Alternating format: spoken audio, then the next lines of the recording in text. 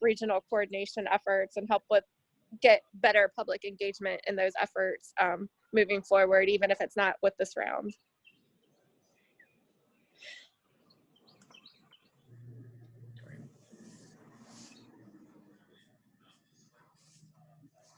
Did anyone have any other updates pertaining to Smart Scale that they wanted to share? Seeing none, I think we can jump into reviewing the rural work program for FY21. Can everyone see on my screen the draft of the work program? I can see it. Okay. Yeah. So, Yes. Great. So yeah, this is kind of the guiding document for the work in the upcoming fiscal year pertaining to the Rural Transportation Work Program. So this serves as a guide for staff to help guide their work. So this draft has been updated. Kind of highlights from the previous fiscal year. Obviously, the Zion Crossroads Gateway Plan is still underway. And then, yeah, we're hoping to continue on with that. Obviously, coordination with Smart Scale. For this fiscal year, we have the same amount of funding that we did in the previous fiscal year, which is $72,500. That's $58,000 in VDOT funding, and then $14,500 in local match from the PDC. So I just kind of wanted to go through just generally, and then we'll open it up for discussion after that. But kind of the first bucket, the program administration tasks. So looking at just ongoing coordination. So that would include the monthly budget invoices that we send, then going on to staffing the committees, such as this one. It's about $4,500 there. Continuing to share information both with agencies and then the public, and then continuing public involvement as well. A lot of this is pretty kind of just baked into most of the work programs. It's not anything that changes significantly year to year. As you can see, kind of, going through the breakdown there. Professional training, information technology. Where we start getting into kind of the changes to past things. So we've got currently in the local technical assistance kind of task program there, about $8,500 in assisting for local planning efforts. So with this fiscal year, that would be to include assistance with Nelson County's transportation chapter in the comprehensive plan update that they're partaking. And then it was also brought up to look at identifying locations of electric vehicle charging needs and kind of creating a regional inventory of existing infrastructure within that. And then again, kind of supporting the existing travel demand management, so RideShare program, any sort of preparation work for any, VDOT safety or other grant applications there as well. And then kind of the bulk of the work program itself, regional planning activities. So what we try and do is each year to kind of spread around which locality is getting, kind of the focus of some of the plan work, staff work, and funding. So this past year with the two localities with Louisa and Fluvanna and the Zion Crossroads study, and past years we've done work in Greene County with Ruckersville area plan. So we try and make sure that everyone's kind of getting, a rotational basis there. And I'll kind of get into that as we go on, but about $5,000 for the rural long range plan. So that's just making sure that is referenced and conducting annual reviews on that. We did think that it could be helpful to create kind of an online dashboard for the existing rural long range plan, and making sure that the website is updated, because I think there's some outstanding things on there that need to be updated. So working to coordinate those efforts. About $3,000 for VTrans needs, $2,500 for attending VDOT meetings, things like that. And then again, kind of the bulk, we budgeted in about $10,000 for conducting bicycle and pedestrian infrastructure assessments within the towns, because we historically haven't done a whole lot of work with the towns themselves. So looking at the town of Louisa, Mineral, Scottsville, possibly Standardsville, to just try and kind of create an inventory of what the existing data is there, what kind of impediments may exist.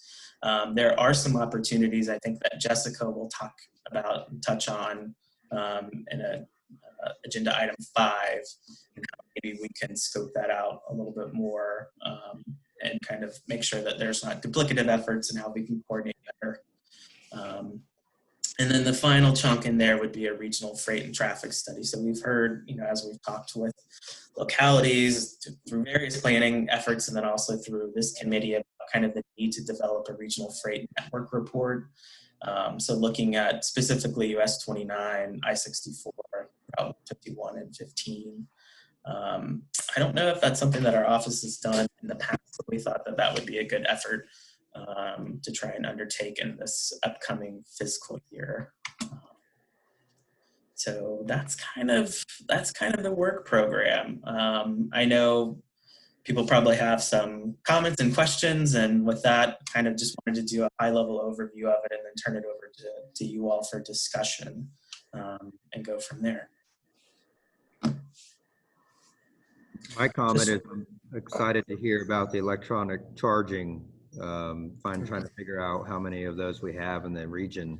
And I'd be interested to also know what the building and zoning practice is for those going forward.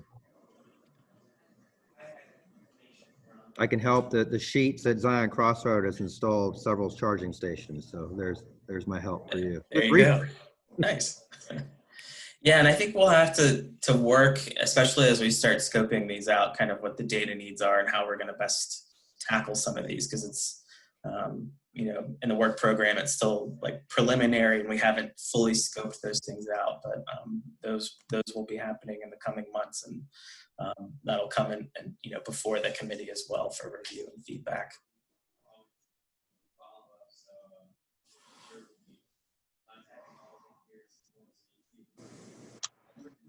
Hey, Tom, do you know if they installed the fast charging stations or the regular ones? I do not. Next time I go up there, I'll take a gander.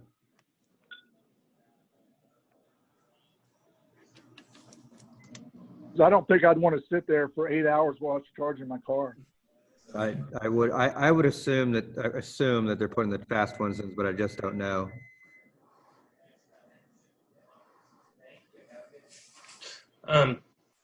Just looking at the regional freight traffic study, would 250 be a good route to add to look into that? I would, yeah. I'm not exactly sure why it's not included on here, but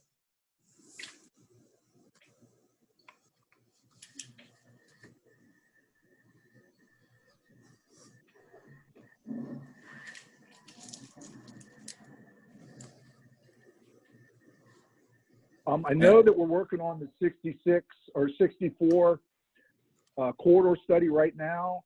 They should be having a public meeting here in the next couple of weeks. So we should have, and that's got a freight component as part of it. okay.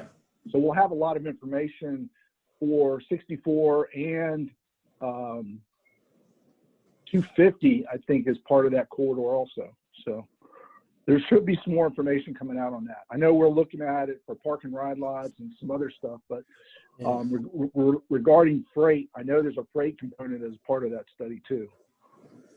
Okay. Because truck traffic is a huge issue in the rural areas for us, and about the connection.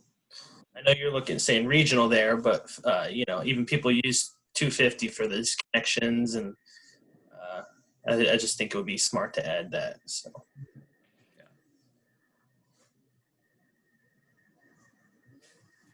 I know that was a kind of a fast run through of things, but does anyone have any other questions, comments, concerns related to the work program? Hey, Nick, it's Dylan. Hey, Dylan. So in the section that talks about assisting Nelson County with the transportation chapter update for the comp plan. Yes. So with the tax relief program that the Board of Supervisors passed, the funding for our comp plan actually got nixed as part of that.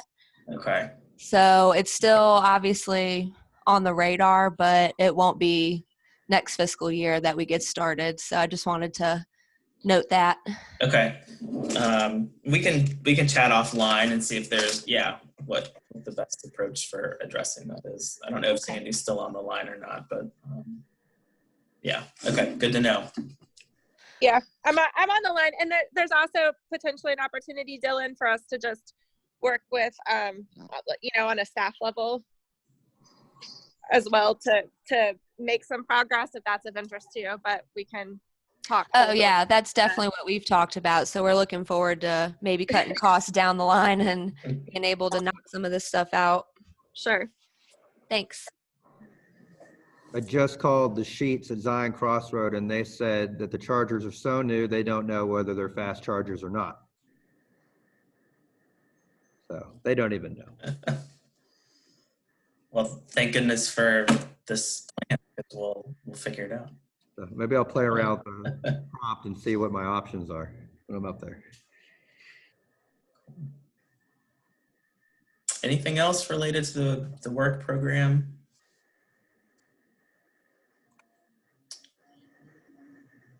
Doesn't seem like it. Turn it back over to you, Tom.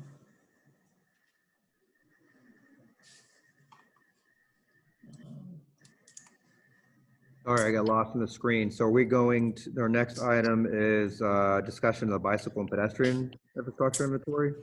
Yes, so I know, obviously we touched on this here in the review of the work program, but Jessica Dowlering, who is on staff here, is going to kind of talk through kind of what we were thinking. There's been some discussions that her and Lucinda have had with Matt Lawless, the town administrator for Scottsville, have had to kind of, work through some things. So I'm going to turn it over to her to let her kind of go more in depth into that. So Jessica, do you have the ability to share your screen? So no, it looks like I can only control your screen. So if you wouldn't mind popping over to your email, I sent you the same pictures I would have shown from my computer anyway. And while you're doing that, I'll talk at people. So Nick asked me to talk about some work that I have been discussing, Lucinda and I have been discussing with Matt Lawless from Scottsville. He came to us and said he had some ideas about, he had heard about opening up streets in order to make more space for people trying to engage in physical activity, and also maybe making some space for restaurants to have outdoor seating during the current public health emergency. So we talked to him a little bit more about that. And let's see here. Yeah, so basically, these are some ideas. What I have here are some pictures of a project I had worked on pre-COVID-19 back in the city I used to live in the Southwest. This is called the Corbett Porch Project. And what you're looking at is an intersection of two wide streets, not the street that has the paint on it and the tables and stuff, but the other street that runs north-south. That one was actually a quite busy street with lots of traffic. And then the intersecting one, the one that the little parklet has been put on, was less busy. So anyway, all I did was share these pictures with Matt, and now I'm sharing them with you guys to show what is possible with just a little bit of paint. There's also some flexible delineators put up to clarify the space, and some planters to function to prevent vehicles from getting into the space. This entire project was done, I think, with a couple $1,000s from a grant that a local nonprofit received. The tables and chairs were purchased and put in there by a cafe that was in the space, and they use it not exclusively for their own seating, but for the entire area. So you can go there and you can bring your food from the cafe to that seating area. But you know, even if you're not a customer, you can still sit there and enjoy that public space. So the reason I'm talking about this is just because your communities might be interested in doing something similar, particularly because of the public health emergency. There's a lot of really good data out there suggesting that COVID-19 does not spread particularly well outside. So that's a great reason to encourage people to be outside. We're also seeing the value of physical activity to keep people healthy, and people are just bored and trying to engage in more physical activity and in an affordable way outside. So by taking parts of the street away from cars, maybe just using a little extra space, maybe taking away a few parking spaces, you can create some more comfortable physical activity space, or even something like this, so like a semi-permanent parklet or outdoor cafe seating. And a bonus of that is that it can be really helpful for the restaurant. So as we move into phase 1 and moving beyond that, there are still restrictions on how restaurants can apply, or how restaurants can seat people. Having this outdoor space dramatically increases their capacity. It's a safe way to get more people going to the restaurant, benefiting that restaurant financially. So this is a great way you can help like the economics of your communities. The only thing I don't have today that I wish I did, and if there is interest, I can pull this together and share it with you guys. There's some pretty solid evidence out there of the economic benefits of little parklets like this. Pre-COVID-19, as well as now, there's already some good research showing how it's helped people, or how it's helped businesses reopen safely. So if there's interest in that, I can pull together some of that info and share it with you guys.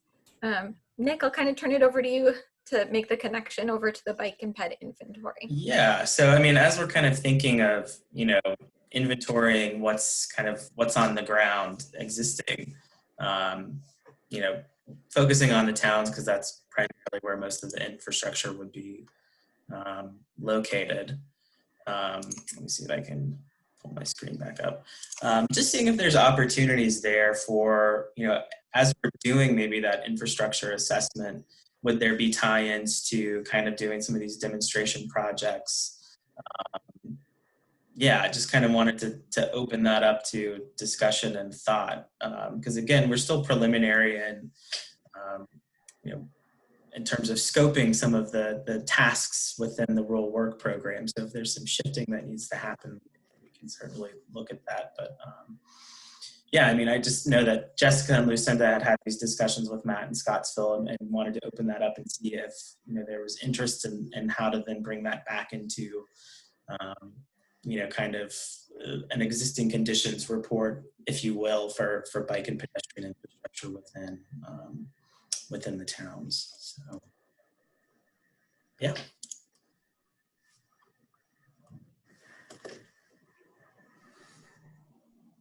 This is Chuck. I just have a couple of questions.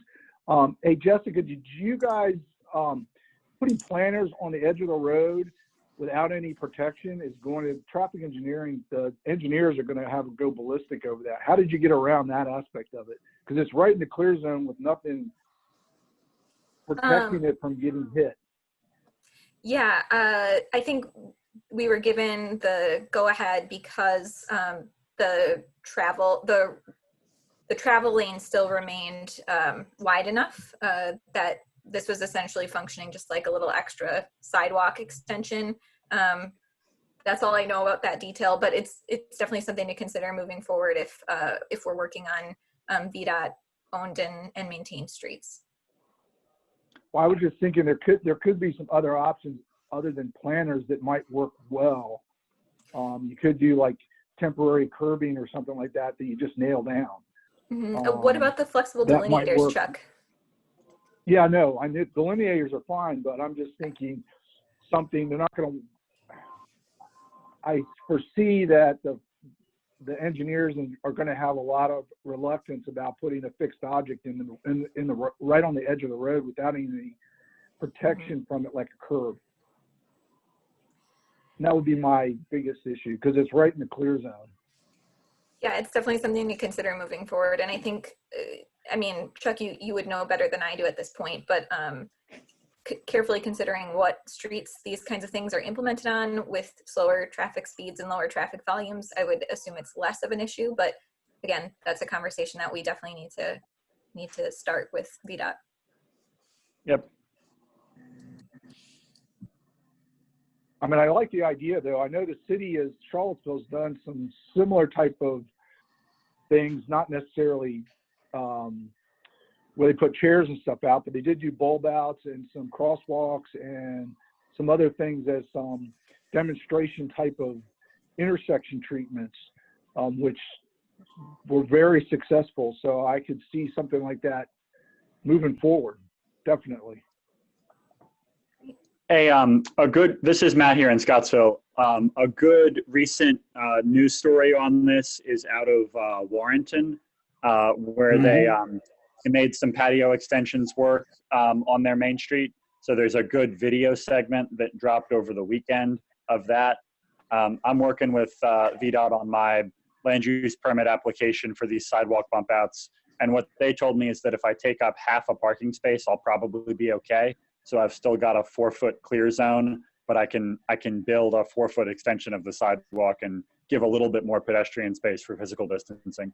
It's encouraging.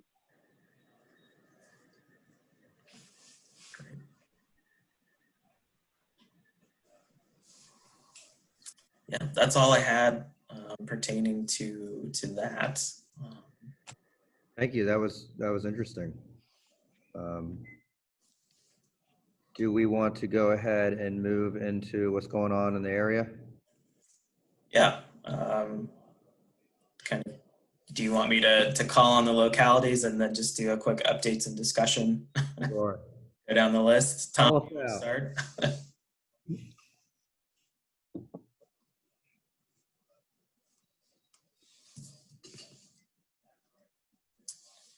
What's going on in Louisa County? Do you want to? All right. No, that's all right. So we have 4 public hearings that are kind of in limbo until we can get people back in a room. I got 3 solar projects and 1 wedding venue. Things are kind of, we're entering the busy season. So as a department for community development, it's very busy. But you know, we're just day by day at this point. Douglas, Brad, what's Fluvanna facing? Yeah, good afternoon. This is Douglas. Similar, we have 5 solar projects with Sun Tribe Solar at each of our schools. So we're on project 2 right now, working with them on that at the Fluvanna Middle School. Carysbrook Elementary is under construction. We also, ironically, started working yesterday with our Ammo Gelato Cafe at Jefferson Center for some outdoor seating that's in the front of the building, in the parking lot, away from any public VDOT right-of-way. So we're working with them for opening in June for outdoor patio seating. It's the same restaurant owner of Sal's Italian and Blue 53 Sports Bar in the same development. So this is his 3rd restaurant, and hoping to work with the management center from Charlottesville on that. We started that actually yesterday afternoon. And basically looking forward to a lot of the items that we talked about earlier on the rural work program. Thank you. Awesome. Dylan, what about Nelson County? Well, you got my big update with the comp plan funding. So just working through that. Our planning commission hasn't met since January. So we're looking into how we could potentially meet in June, because we also have 4 public hearing applications for a cell phone tower, a campground, a sawmill, and an artist community. So quite a bit of uses there, but that's what's going on with that. And then I just talked to the Parks and Recreation director today, and she said that the Crozet Tunnel is still hopefully planning on opening in July. I know they've been working on some signage and working with the contractor on some of the final touches there. So hopefully that'll still open in July. But that's what we've got going on. Great. And then Dan, what's going on in Albemarle County? We have a lot of reviews coming in, site plans, and we've been going to the board every other week and public hearings and some, working on our secondary 6-year plan. I'll be doing that public hearing tomorrow night. And then there's just a lot of stuff that falls in between the cracks, dealing with some, again, truck traffic scenarios. We're going to the board. I think that's Kevin's doing that, so I forget what date that's on. Just trying to review our material here. I'm trying to see what fits into the rural stuff, really, but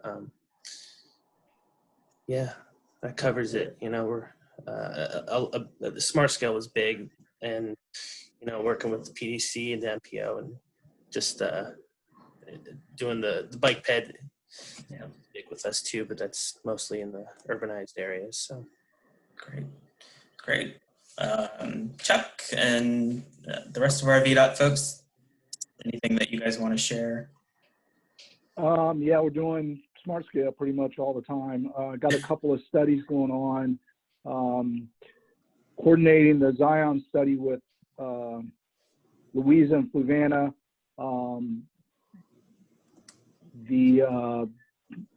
Like I said, the smart scale studies. Trying to think what else is going on in the rural areas. There's a study for Shannon Hills TIA. We're reviewing that. That's off of 605 interchange in Louisa. That one had the scoping meeting a couple weeks ago, and we're waiting on a study for that one. But they're looking at a business park off that interchange.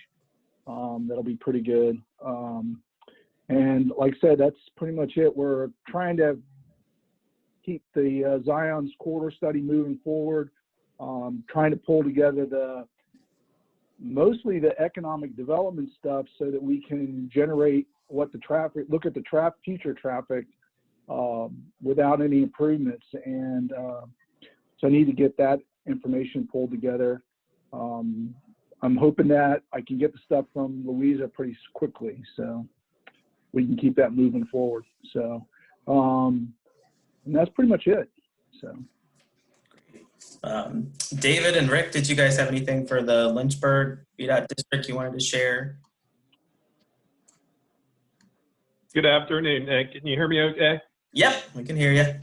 Sorry about earlier. No, that's my mic didn't work, so I switched over to my phone. No, just smart scale, kind of like what Chuck is going through.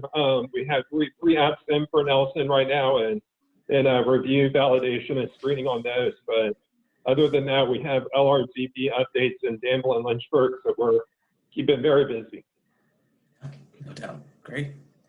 Thank you. PDC-wise, again, kind of the big focus, as with most everyone, has been smart scale and those coordination efforts. And then continuing to work on the Fluvanna and Louise Design Crossroads studies. So unless Sandy, Lucinda, or Jessica have anything else they want to add to that. Which doesn't seem like they do. I mean, we have Matt from the town of Scottsville. Matt, was there anything that you wanted to share in terms of what's going on down in Scottsville? I guess I was out of order on the VDOT application, so sorry about that one, but that's fun. And Planning Commission resumes after a couple of months off in June. We've got a special use application for a car wash. Fun stuff. Great. All right. Well, I think that's it for updates and discussion, unless anyone had anything else they wanted to share. Chuck, are you waiting for anything from Louisa or anything you're working on? Is there still something you need from Jeff? Well, I wanted to talk to you guys about economic development stuff for the corridor. Jeff was putting together that spreadsheet material, and so we can actually forecast the future volumes. Okay. So, I mean, I can touch base with you after this. Okay. And then I need to sit down with you guys and go through your applications, smart scale applications, to see if you guys are in concurrence with everything so that we could start moving forward and finalize all those details. Okay. I have a conference call at 2 with Jeff on it, I think, so I'll bring some of the stuff up. I have a question for Albemarle. So y'all are having public meetings like this, or are you actually having public meetings with people in the building?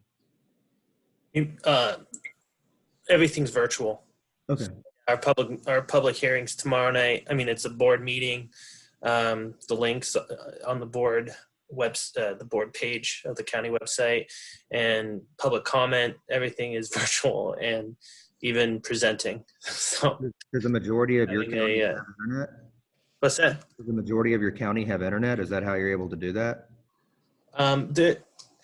They have a full policy out for this. I think they are encouraging to work from home in this phase where we're in. But if we have the necessity, or we don't have the means to, I didn't go down that road, but I'm sure that they have the capabilities to go in. I know more directors and supervisors have been going in, but keeping the standards. But I know some planners that had public meetings that went into the office, into their own office for internet purposes and stuff to handle it. But I had a few meetings that I've had. Yeah, I just was able to do it from home. So the other thing I'd add is that our school system actually put out the only way I can describe it is a trailer with a wooden box on it, and we have a Verizon Wi-Fi in it, and it's solar powered. So we've put several of those throughout the county to help the students do homework, or as anybody wants to use them. So we just rolled that out. But that's all I have. If does anybody else want to add to the meeting? Otherwise, we'll motion to close it.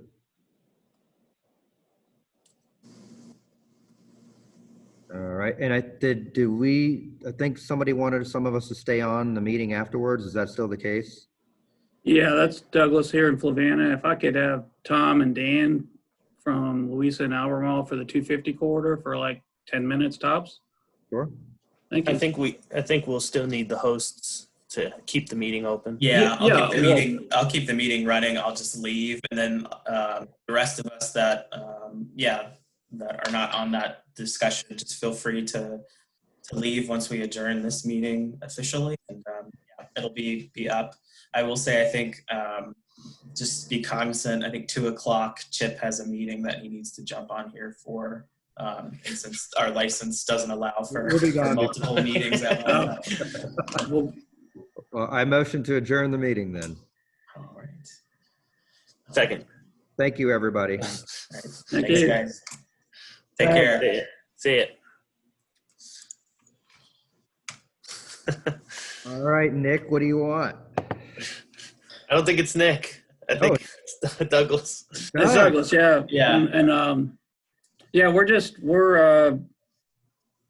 had a new development occur on the 250 corridor for us for water line extension that we're going to be doing. That's beyond the scope of the current Dewberry project. The folks at DEQ have provided us with $1 million for a water line extension, and we're doing a $500,000 match. Or so to speak, match. What's going on in a nutshell is there's 6 homes on the north side of 250 heading towards Albemarle that have been petroleum contaminated, and they are offering up this option, and we spoke about it last week, and that will be occurring probably starting in July. So that's basically going from Memory Lane on 250 to the Beaver Dam Market, just almost to Fieldstone area. So what we want to do is try to work of course, obviously in the Zion Crossroads with Louisa, but then we also want to, through the comp plan process this summer, is start working with Albemarle as well on the 250 corridor. And I think, Dan, earlier this fall, you talked about that you had some type of gateway planning going on, and I don't know if that involved out that far out here to the 250 gateway or what have you. So I've looked at Tom's plan and the mixed use corridor area on the east side of 250 going towards Goochland. So I've seen the 2040 plan for Louisa. I'm just trying to figure out if you could let us know kind of what's going on from that perspective. That's my main question. Okay. I want to make sure I answer your question, but what you mentioned about last fall was more of with Chuck and about the functional classification of Route 250. And Okay. that's more of a VDOT federal standard thing. And that kind of fell on the back burner with everything that happened. It hasn't been brought up on my radar within the 2 months, but that's something that there's segments in Albemarle County that we're going to be taking to the board to see if they support applying to VDOT, which is essentially VDOT, if it falls within the MPO or the PDC, either one have to agree, and then those get moved on to federal highways for them to evaluate if this road does meet a different functional class and stuff. We haven't even gone to the board with that. This discussion was mostly this past fall, winter. But Route 250 going into, which one's first, Louisa, then Fluvanna? I get confused with, but like that. You're good. Yeah, 250 East was on the radar for us because it was a minor arterial, I believe, up to one point, like I think Black Cat Road or something, and then downgraded. And so we were thinking of talking with Chuck about seeing if it could stay a minor arterial all the way, and see if we're going to do it to the end of our county line, do we have support with Fluvanna and Louisa? So that's really, that discussion has not been brought up, but we do want to see if we could at least get that support. When it comes to comp plan, and I'll just say that is kind of out of my area. I'd rather you, all I know is that anything that's not in our urban areas, for development areas, which is, it's all rural area basically, or it has a zoning district that some small commercial uses or something, but I really don't go too in depth with that in my position. So Dan, who would you like plug us you in with?